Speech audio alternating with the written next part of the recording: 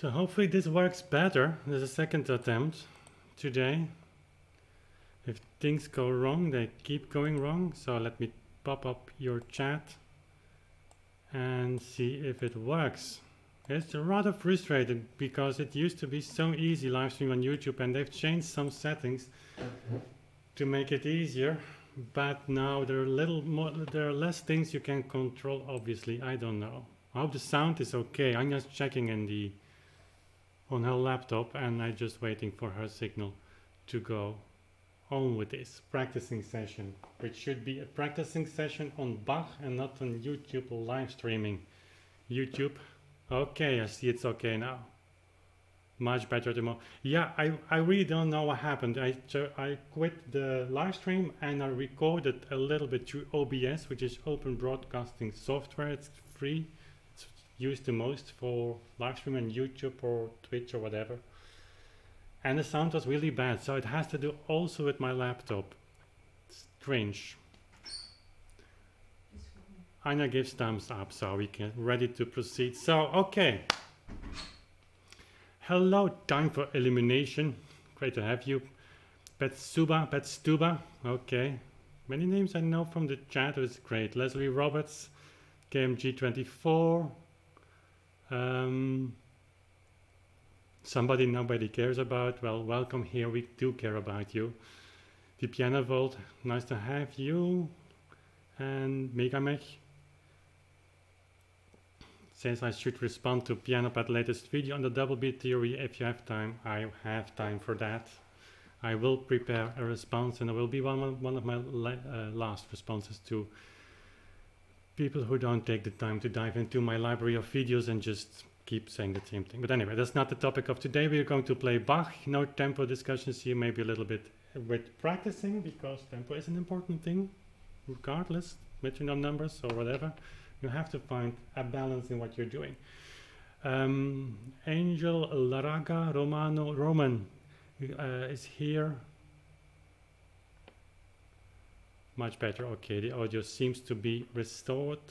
Hope it stays like that. Jan Roth is here. Adrian Beskos. I certainly mispronounce all of your names, but that's the nature of being worldwide with YouTube, which is great. From South Africa, Leslie Roberts. Whoa.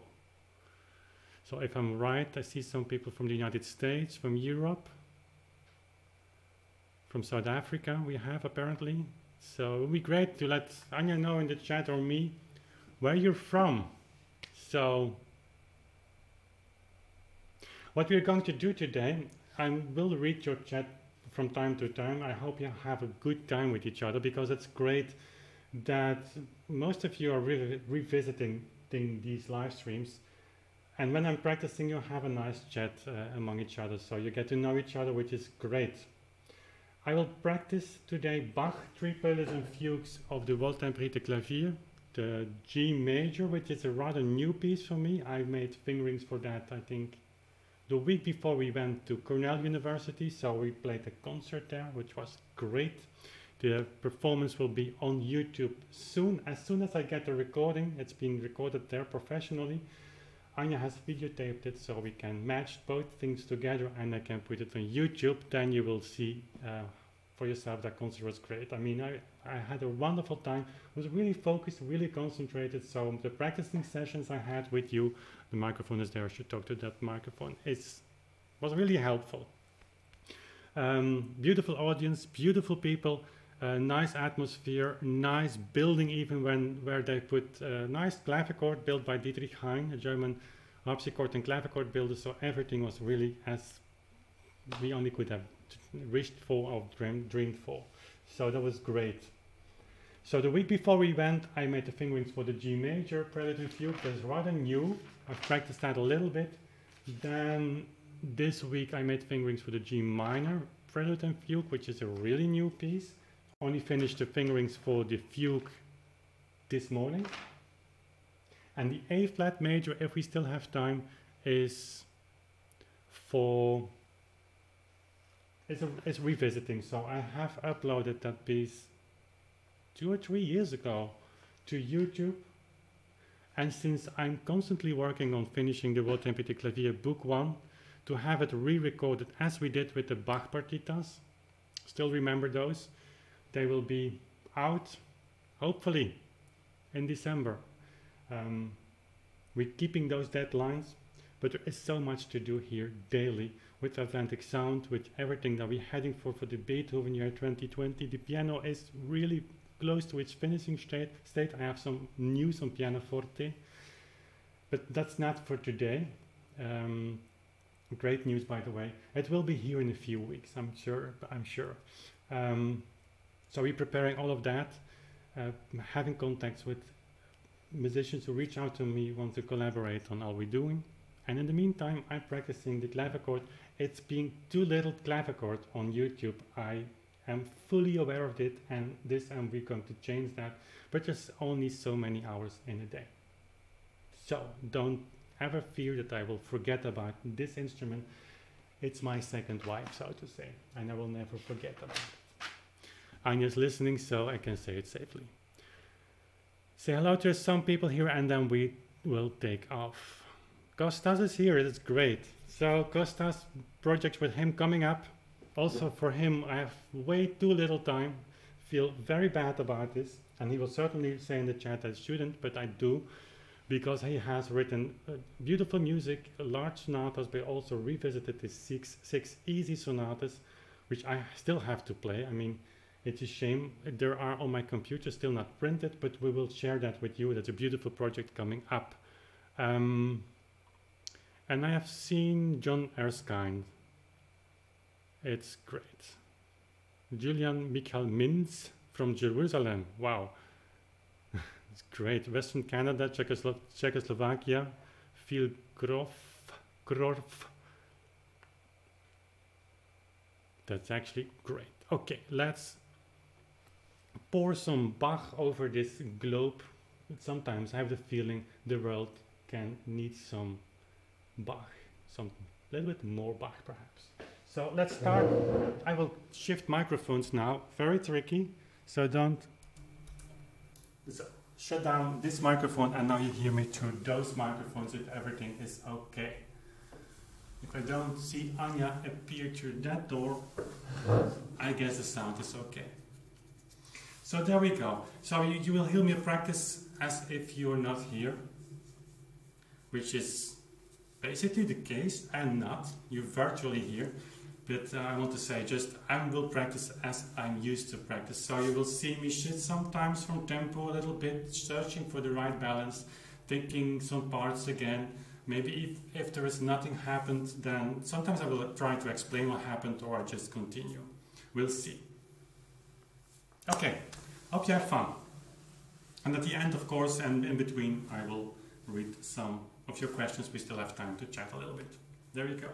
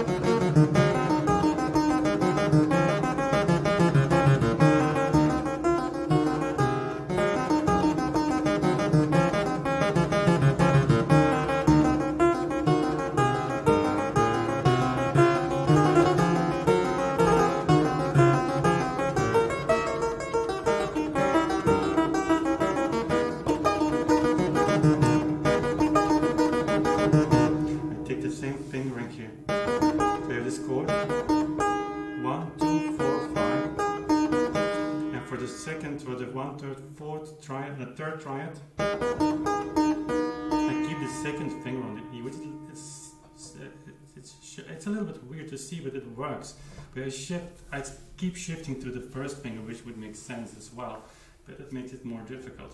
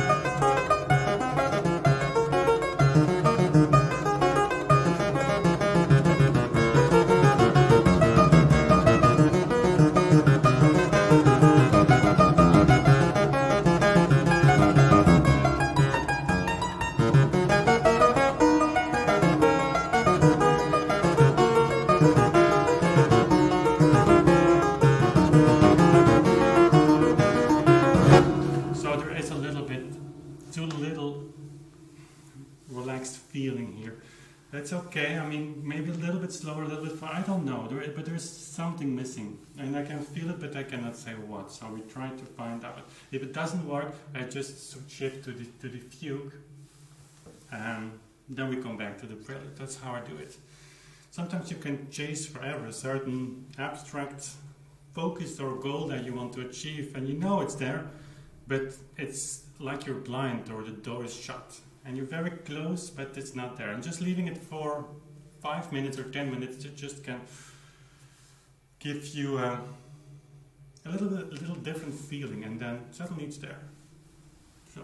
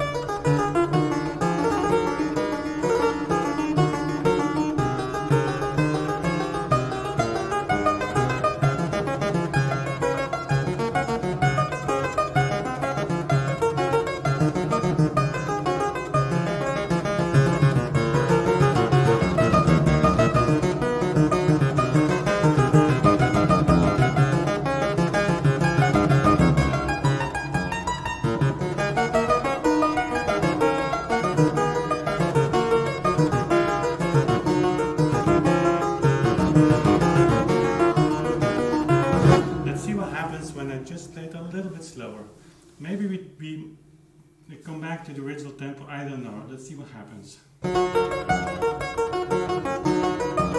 Suddenly, immediately the character changes a little bit more majestic, which is quite nice.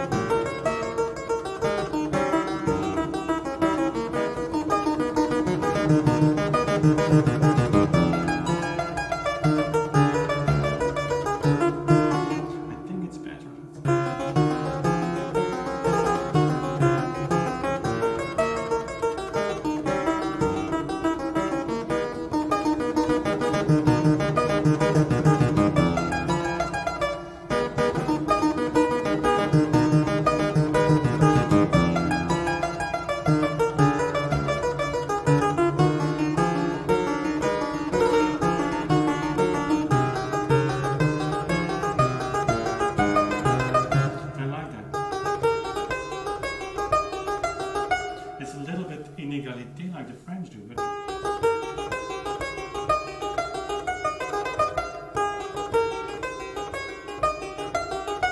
should do it here.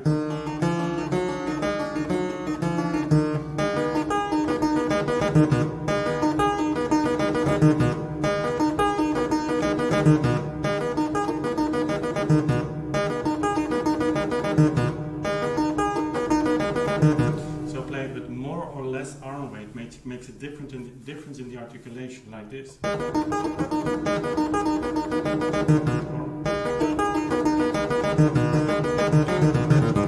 More tricky.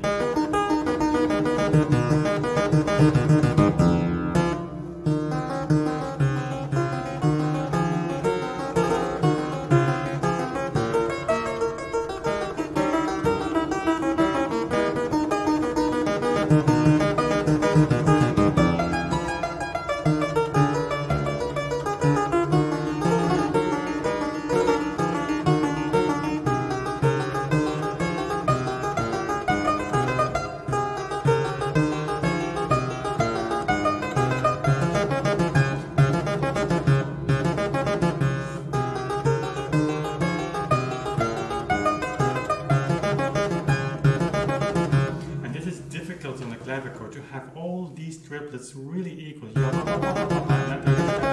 not to jump, because you have to make sound with each of the notes, which goes rather fast over a relatively large, wide span of your hand.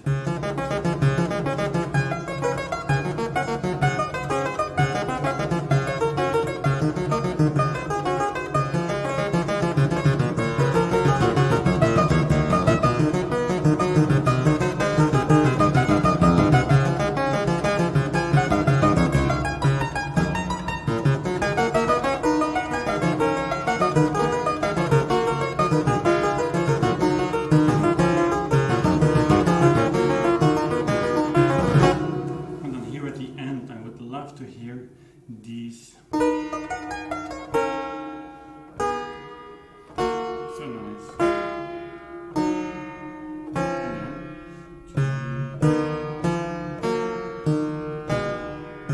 And surprisingly, Bach doesn't add the G. It's not there. So you add. So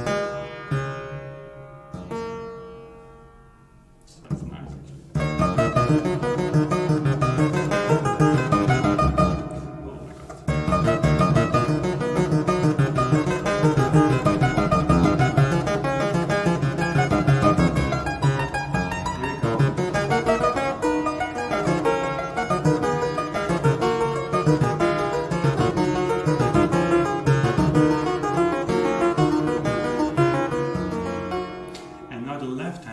Leave a little bit more room, which is again difficult. I'm holding these 8 notes.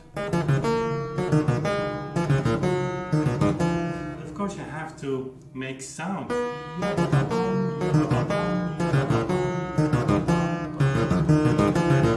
And this is typically a case where if you play slower, it doesn't make it more easy. It changes the things, but it's not by definition always easier to play slower.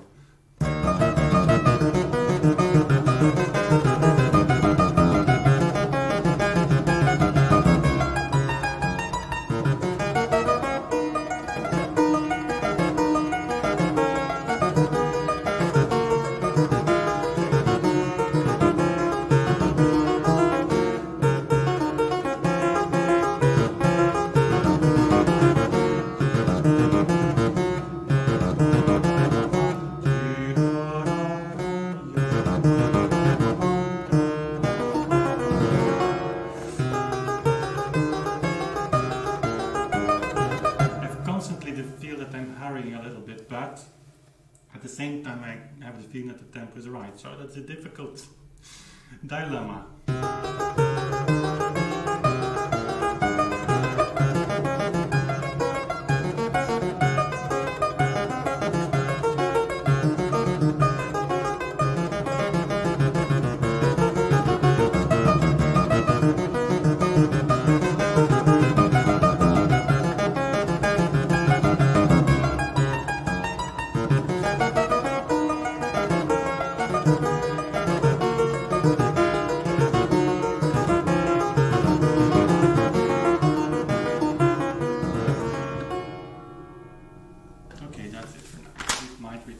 this in a minute. That's one of the most difficult fugues I've ever played on clavichord. The three-voiced fugues, I have the impression, are more difficult than the four-voiced fugues. I mean, technically. This is really tricky, but when it works, it's great. Let's try.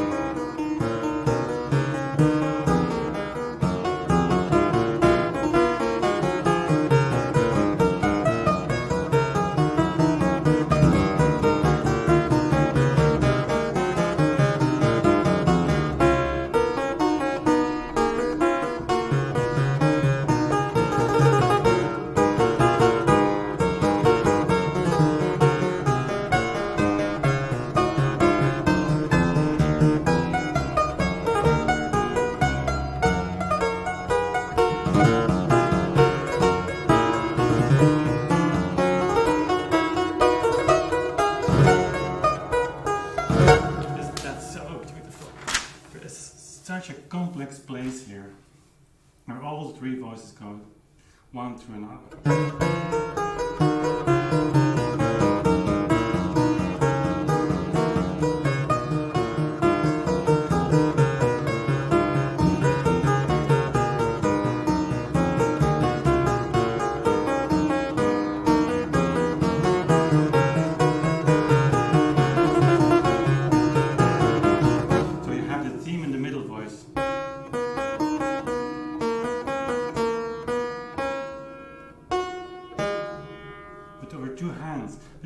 hands are playing 16th notes. So how difficult is that? And again, on an harpsichord you cannot do very much in making sound, but on a clavichord you're kind of required to bring that voice a little bit out, like on the piano, which is hard here, but we need to do that.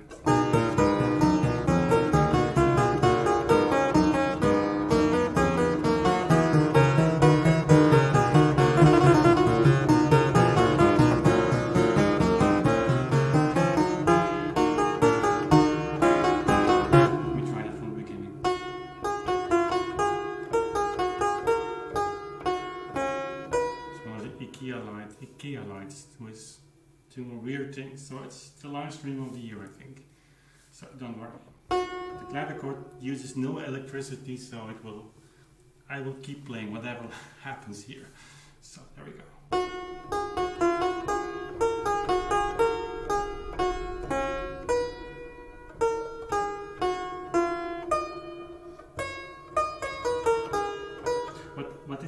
What I'm doing now also, maybe it's interesting for you to know, I'm bending my fingers a little bit less. I'm stretching them a little bit more like this, which makes the sound more articulated, certainly here. And I don't know exactly why, but it sounds just okay, it feels okay. So you might try it out. I think it works on the piano as well.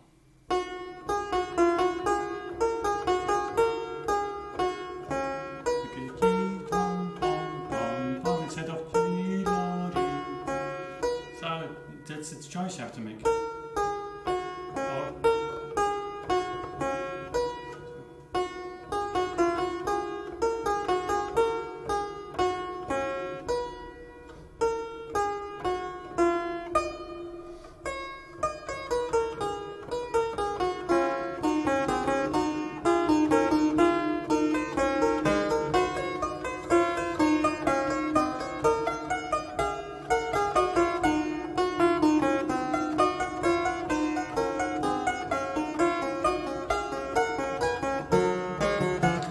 Difficult jump because you're here, and then you have to release the keys very carefully, and then enter also very gently this third D entrance, which is an octave lower.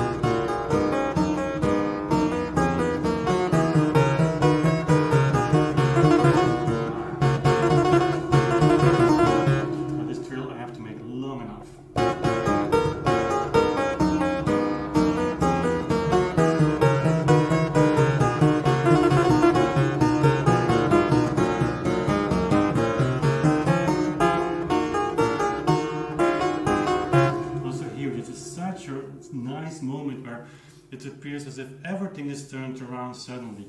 Yeah, it's this moment.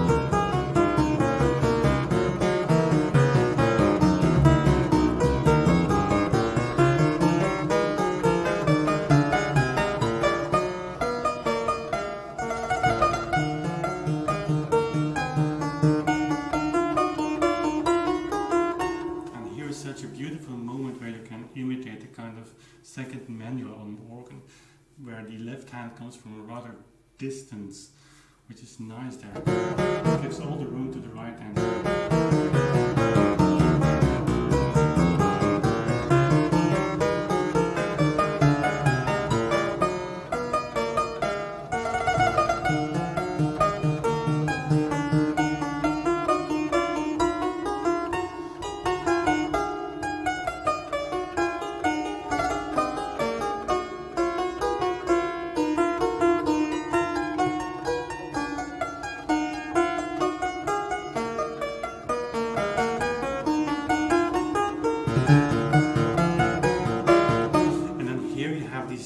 this very small detail, these 30-second notes, but they come here in the bass, and they will actually be very determined from this point on, because they give this pulse toward the end.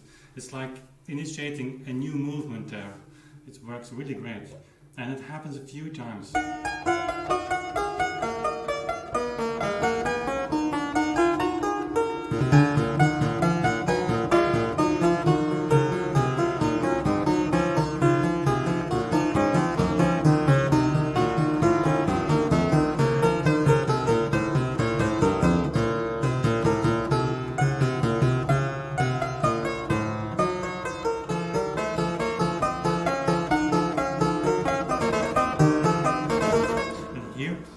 This fugue suddenly becomes a duet, and then I have an awkward page turning, so I have to make a copy.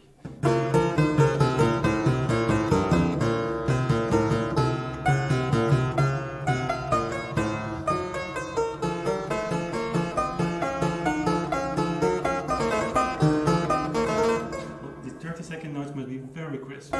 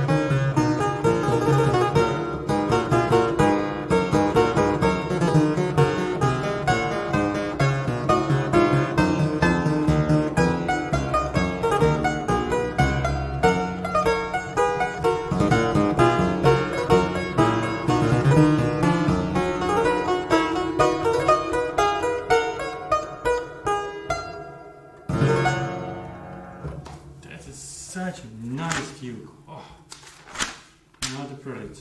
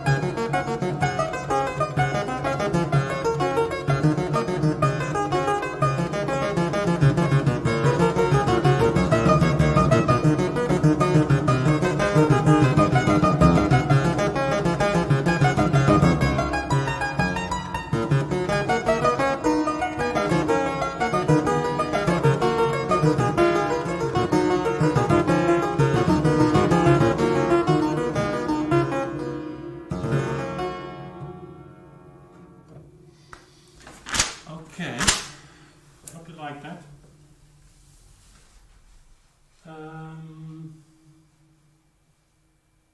Just having a glimpse on the chat. John asks, I'm not using the Czerny edition, this is the first Bach Gesellschaft Ausgabe, which is the first Bach Urtext edition, and just using it because it's normally easy to page turn. And it's my book that I have for, you can see it, for a really long time. Maybe you can see it, don't you? A little bit closer, you can see how it looks. So, it looks like a 19th century edition, but it's only 20 years, 30. Oh no, 30 years.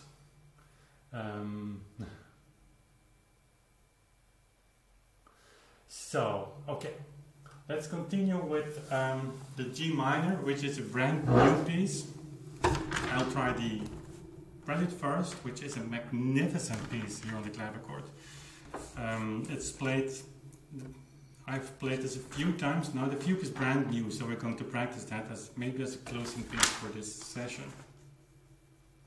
The A flat minor, well, we see, maybe for next time. But this is organo pleno, no doubt about this for now.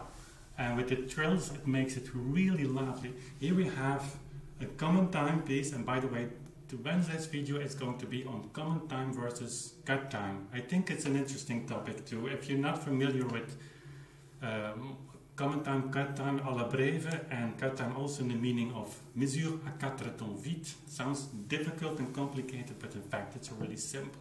Then you should watch that video. This is a common time 4/4 with a lot of 30-second notes structurally used, which means it has an impact on the tempo, and you'll see. So the pulse goes basically by 8th notes and works fine. Again, this is brand new, so you will not hear a finished product or a finished piece, just an impression.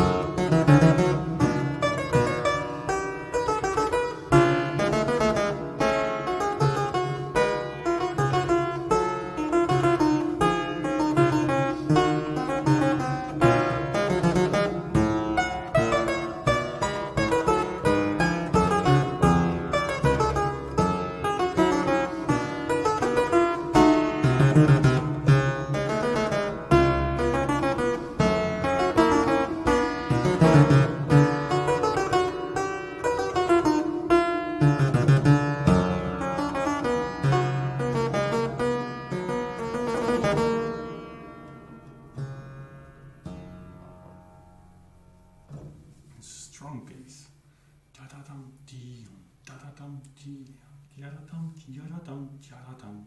And these trills, they are of course, I play them very rigidly, so without much nuance, which is difficult in the way that at the end you have to of course make very aware in your mind when you're stopping, because if you don't do that, and certainly in the left hand is difficult, this trill on B flat.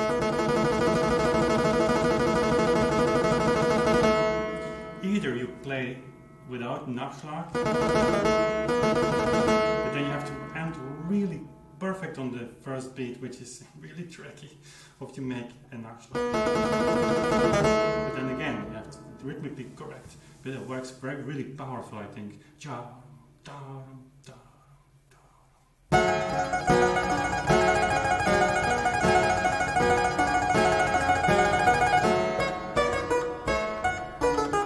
It's the right hand who is telling a story here. You might think that the interesting part is in the left hand, which is of course giving next to a rhythmical. It sets the mood for the piece. It's actually.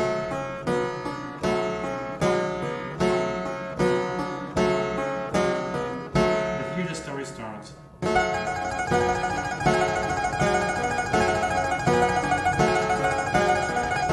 This is really shouting, full of emotion.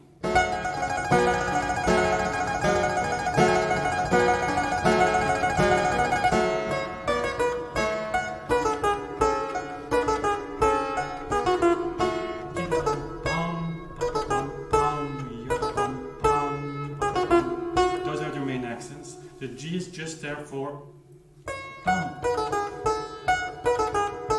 it's kind of exclamatio. Again, crying. And the interval going up is of course to heaven.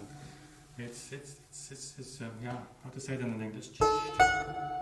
But the main focus is on the tom, tom, tom, tom, tom.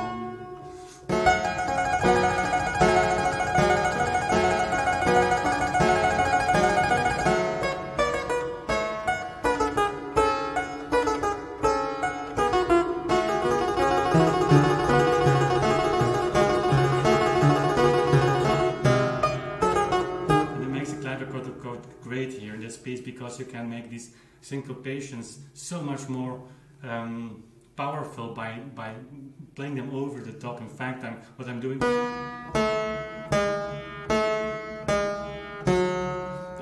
it's not really over the top. It's possible, but it is the clavichord at its maximum. But by doing that, you push that sound of this middle voice, of course, over the trill and over the bass, which gives this impact also rhythmically.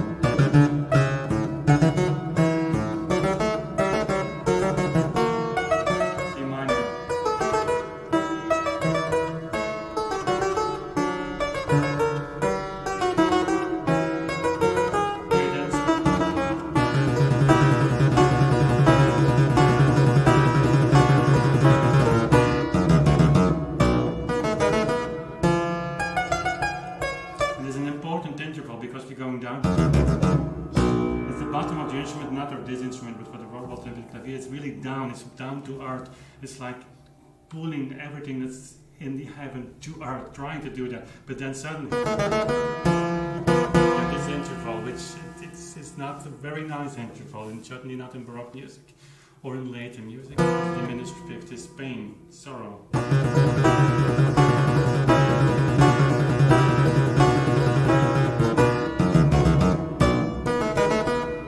And this going down to the bass is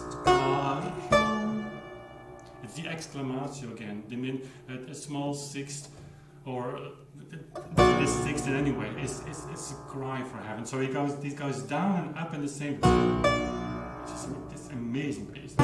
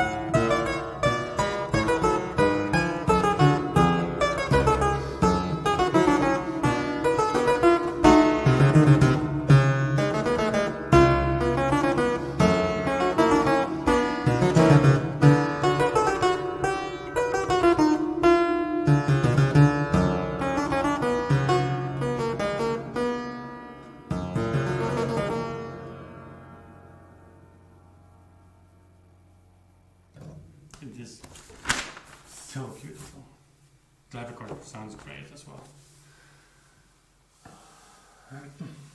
So then the fugue in G minor, which is completely new, I even don't know what tempo I shall take. When I was making fingerings, what I do typically, there is a series of videos, live practicing hours, I think it's called. If you go in the playlists on my channel, you'll find it. It's a series I recorded live, I think the end of 2016, but you'll see with 3 webcams that were really difficult to make. Me practicing the Symphonia, so you'll see how I make fingerings. So you'll divide the left and right hand, which normally if your addition is okay, it's not too difficult. Everything that's on the upper stem is for the right hand and left hand is below. Sometimes, of course, 4-voiced fugue or 3-voiced fugue, you cross over. So make sure to know that, and then make fingerings with the left hand, right hand, and then combine. So what I learned already is that this is also a fugue really condensed with everything that it can take. So I would suggest, even though it's common time, that we chose a pulse a little bit slower. But anyway, I don't know. So we're going to see. I just play and we see where we get. This is sight reading.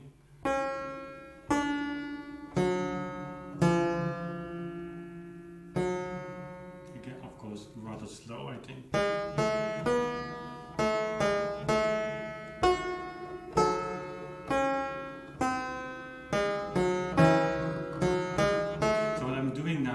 Is sight reading, but I'm reading my fingering at the same time. So it's very important now, this moment, that for the first time I play this, I play it right, meaning every fingering playing as I've written it, so to memorize it motorically. If you do this, this is speeding up your practicing process immensely. And so that can only be done very slow. And the good thing is the tempo then, the balance, you'll start to feel that. And that's what perhaps many of you don't know. If I practice a piece, I don't grab the metronome number, so I'm calculating the tempo. It's a matter of feeling, but the point is, if you sometimes incorporate, standing on the other side, so incorporating the information you have, you kind of learn to see or to feel what the maximum limits are. And that's of course a personal appreciation. That's no debate even. So I'm going especially low, and I'm following now my ability to read the notes and the fingering so that I can read everything. So nothing should be on the automatic pilot now. And that's the reason why you sometimes will hear me slow down even.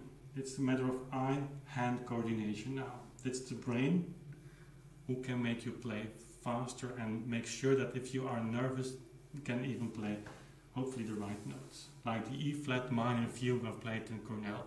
I was really nervous for that because you're playing everything different than it's written. It's 1/2 tone higher. It went okay. Practice like this.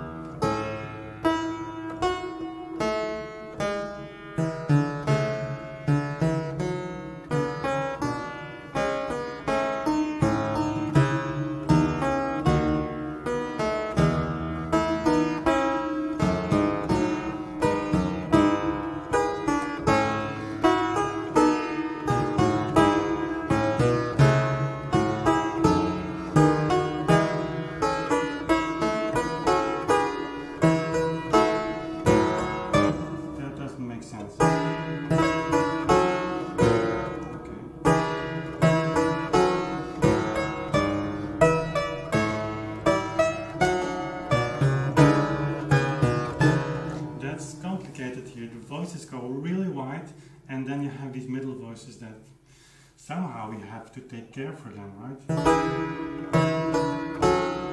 Deep entrance in the bass. Alto.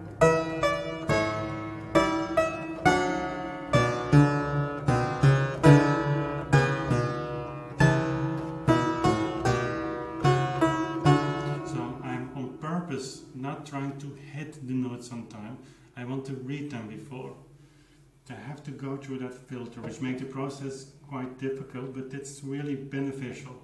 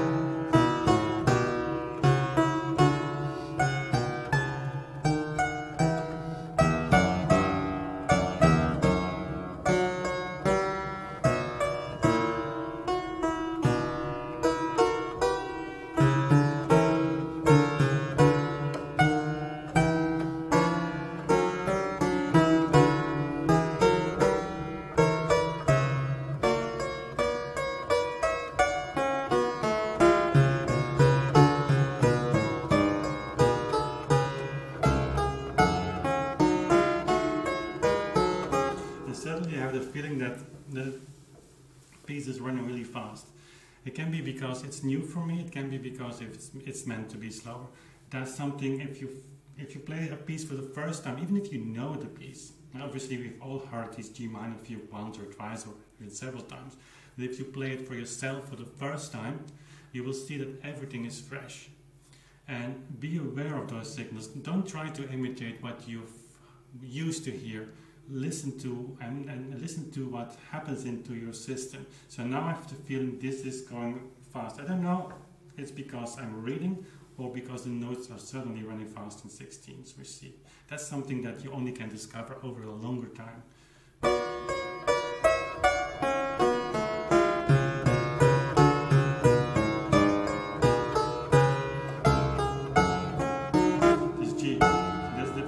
Needs to be released very carefully. It's an 8th note, but there's no way you can hold it that long because you have to play the D here. The left hand is out of use. It's on the G.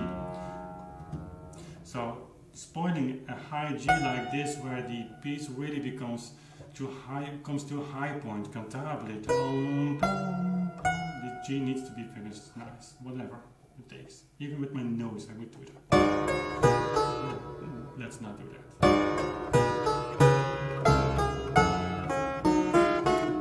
It's no other way.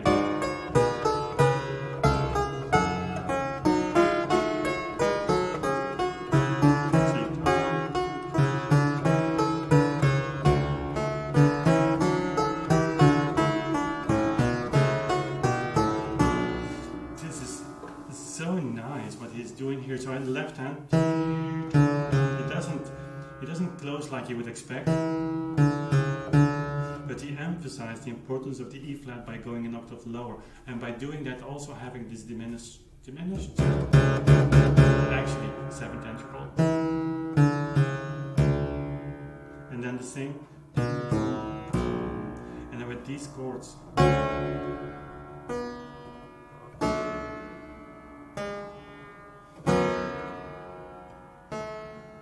Could be a popular song of today actually. Same chords. I skip a little bit.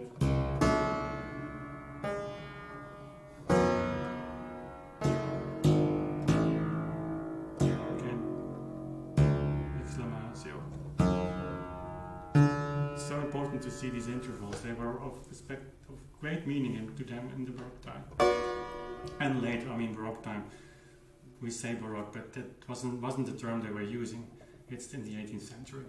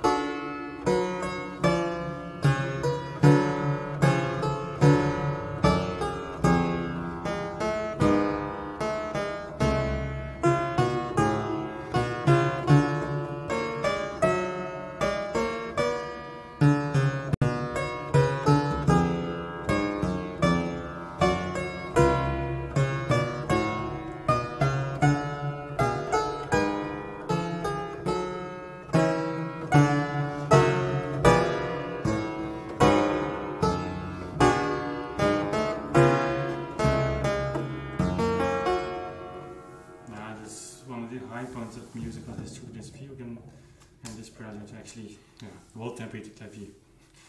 It's nothing new. But it's nice when you discover that every day.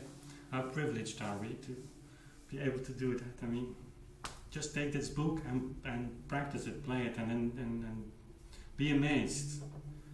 Oh, that's...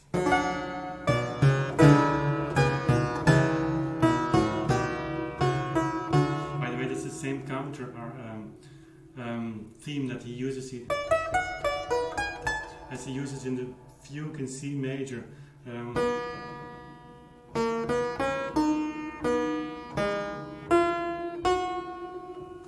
That in the Wednesday video as the demonstration of a perfect tempo denario. It's cool when you see these cross references.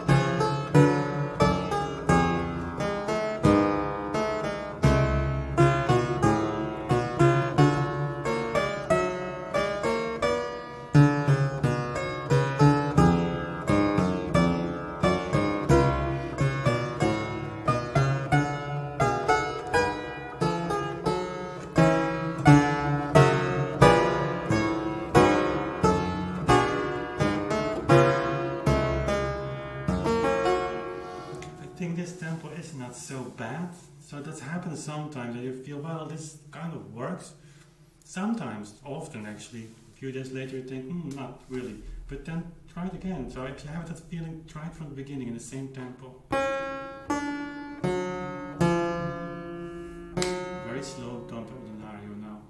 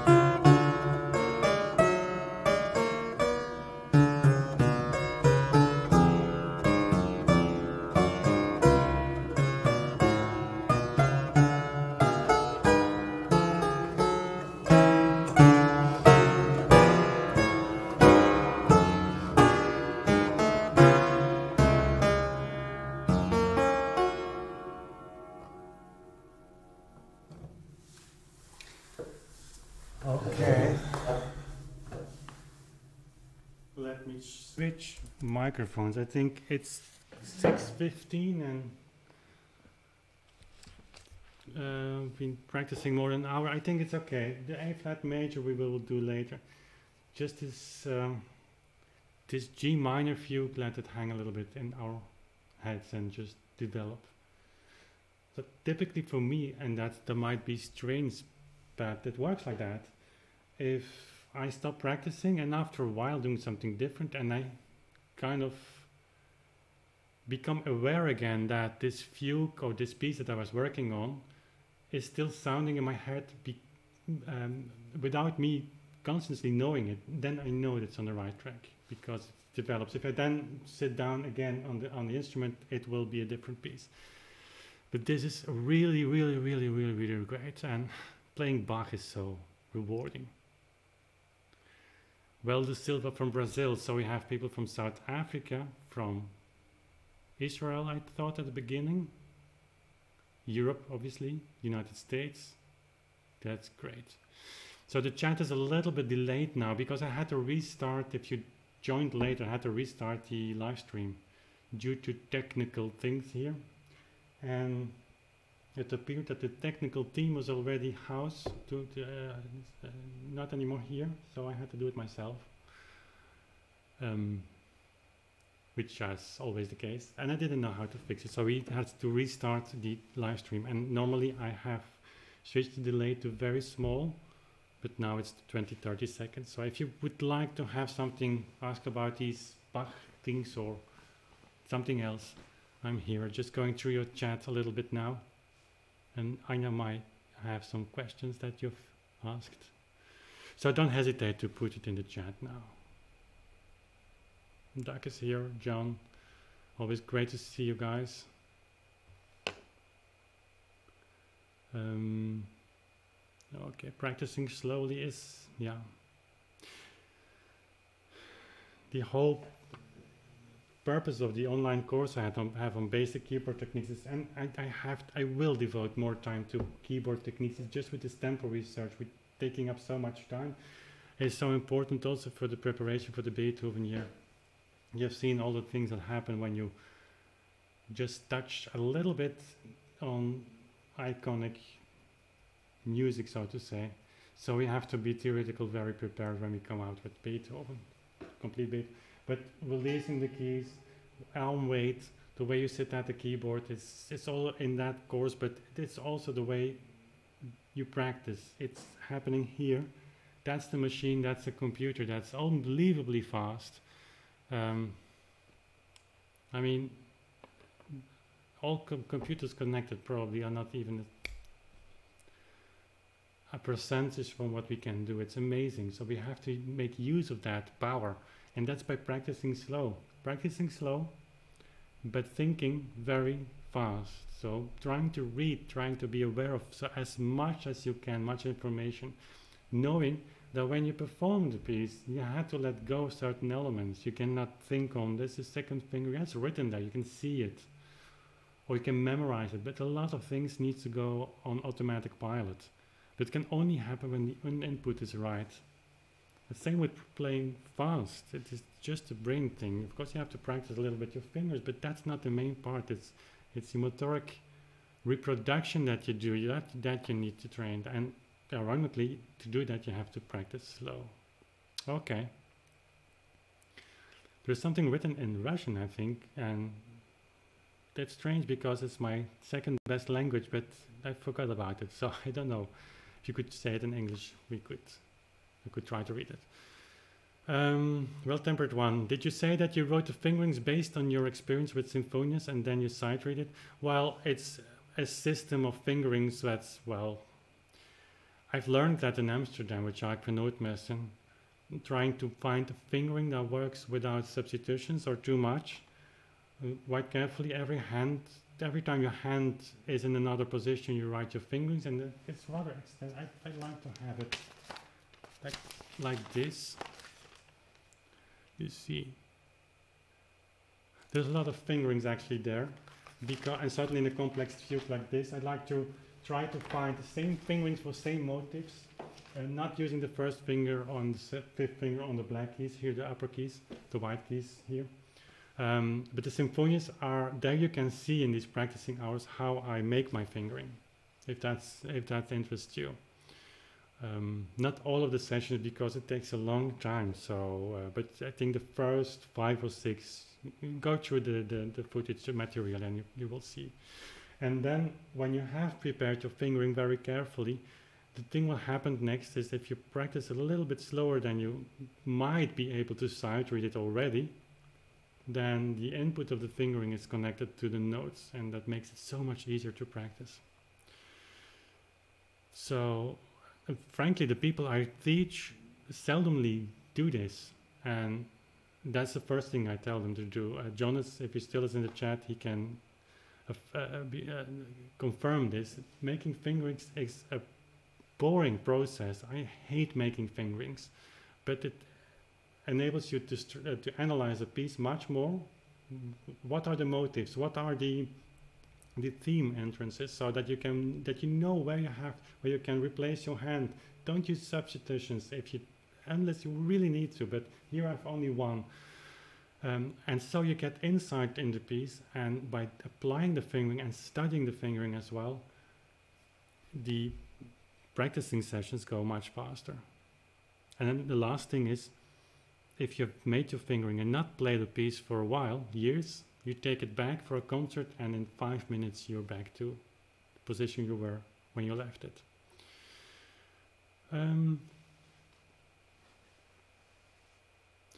John asks, can you say briefly what thoughts decided the tempo for the first piece? You mean the G major? That's an interesting question. So what I will do now is analyzing my tempo that I found for that and see if it matches the notation. I hope so. And that's a difficult one because that's we have to make a video on this time signature 24/16, 12/16. It's 24/16. Yeah. So yeah. Want to hear the quarter note beat very firmly there, but not go over the top with the triplets. That's actually the balance I'm looking for. When I don't hear the triplets anymore as articulated notes, then I have the feeling it's too fast. Harmonically, it's so open that you have a lot of options there. And what I will do next in the next days or weeks is see what character applies to that piece for me. If it's really joyful, then a little bit faster tempo, like I'm having now, is possible. If you say, well, the opening is so majestic, then perhaps a little bit slower.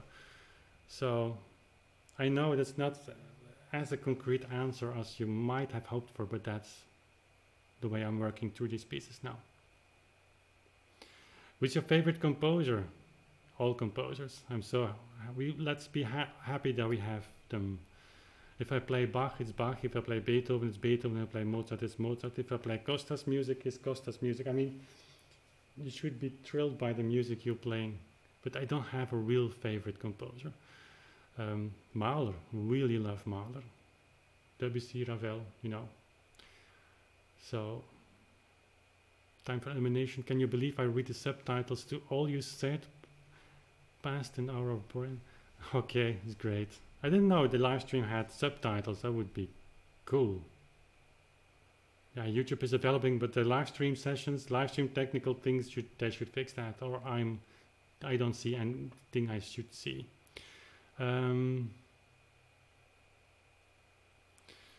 Melika asks, can you please perform Prelude and Fugue in D minor book 1? It's on my channel. You can go through it. Yeah.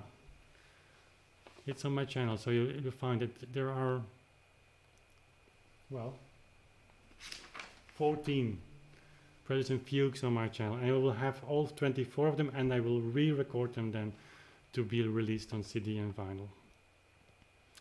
Just out of curiosity, how many languages do you speak? Actually, only one, that's Dutch, and the rest I try to do my best. French is a language in Belgium we should speak all, but that's not the case anymore, unfortunately.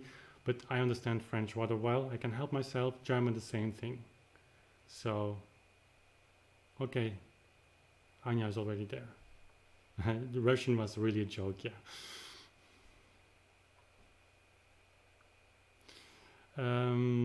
Okay.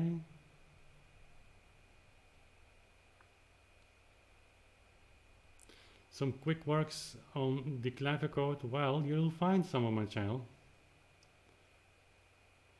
That's not the problem, I think.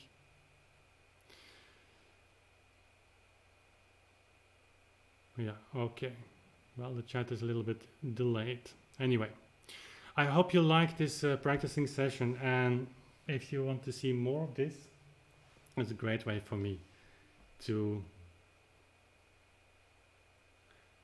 have some time really dedicated to practicing, because sometimes here in house there's so many things to do, and I have to skip doing things in between, and this is a great way of practicing. So these sessions are really gold to me. I thank you for being here, actually.